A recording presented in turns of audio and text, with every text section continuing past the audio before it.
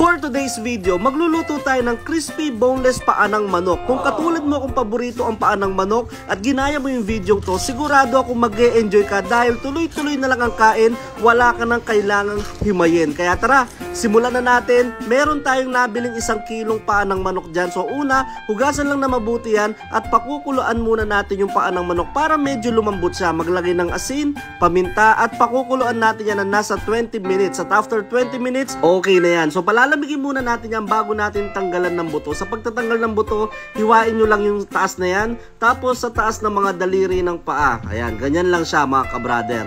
Tapos gumamit nga pala kami ng maliit na long nose dyan pang tanggal ng buto. Sa pagtatanggal ng buto, kailangan, yan, itulak nyo lang muna yan yung balat. Tapos isa-isahin na natin yan. Sa totoo lang, napanood ko to sa TikTok at base dun sa napanood ko, sobrang dali lang niyang gawin. Pero nung ako na yung gumawa, parang medyo mahirap-hirap siya. Kaya kung matyaga ka, pwede mong gawin to. Kung hindi naman, siguro kahit prito mo na lang ng may buto.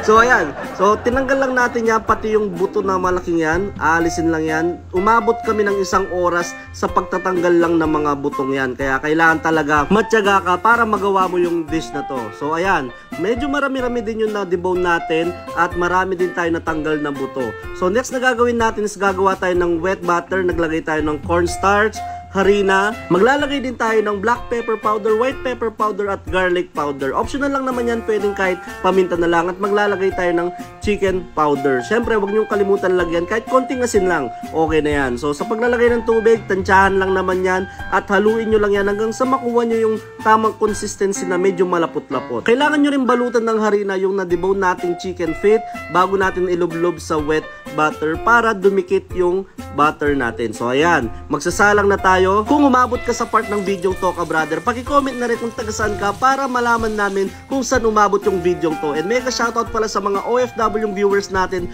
na nasa Saudi ngayon. At kapag golden brown na yung ginagawa natin, okay na yan mga ka-brother. So iset aside lang natin yan. Bale, 2 batch pa lang ginawa natin. At tignan nyo naman mga ka-brother kung gaano ka-perfect yung nagawa natin. At syempre, hindi na natin patatagalin yan. Magti-taste test na tayo. Isasawsaw muna natin yan sa napakasarap na suka. First bite. Yun. Sobrang lutong. At ang sarap lang na wala ka nang iisipin pang hihimayin dyan. Mapapakanin ka talaga sa sobrang sarap.